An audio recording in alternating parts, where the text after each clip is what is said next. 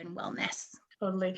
So it sounds like, while you're doing the formal part of the actual program and actually providing those supports and services, it's kind of the challenges of having those additional things. And as you said, additional human things that I'm sure many of us take for granted.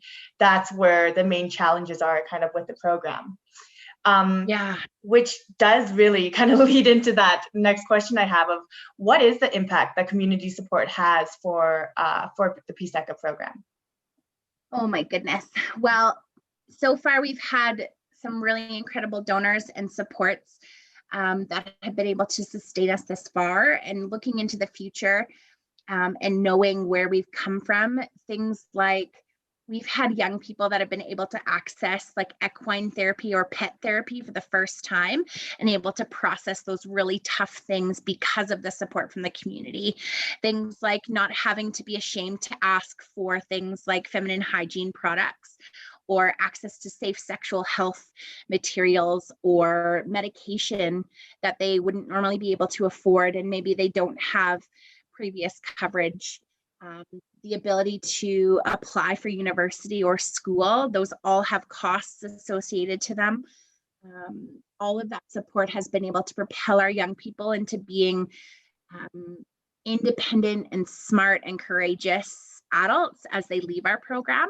It's also allowed us to support young people who are also growing up as a parenting teen. So they are trying to parent and provide a healthy life for a young person in their life, whether it's their own child or a younger sibling. And so being able to give them those things has been really successful and has allowed them to feel a really big sense of relief and have that access to food and all of those basic needs and those secondary basic needs, which are things like access to activities within the community, things that enhance their wellness, a yoga class, some, fitness materials that they could have at home, access to art or crafts or all of those types of things that will continue their learning and growing.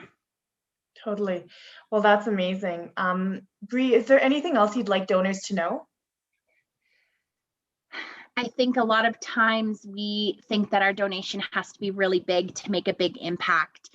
And I think it's just important to know that whatever you have to give or whatever organizations can support us with and other humans helping humans, I think is really incredible. So that $5 coffee, that extra bag of brand new socks, that zoo pass ticket or zoo lights ticket that you're not going to use, all of those types of things, they add up and they provide opportunities that might seem really small on the outside, but on the inside they're really, really big, and they help us run our program and support that best practice and allow us to treat everybody and leave them better than when we found them. Bree, that's amazing. Thank you so much for taking the time to chat with me, and for our donors.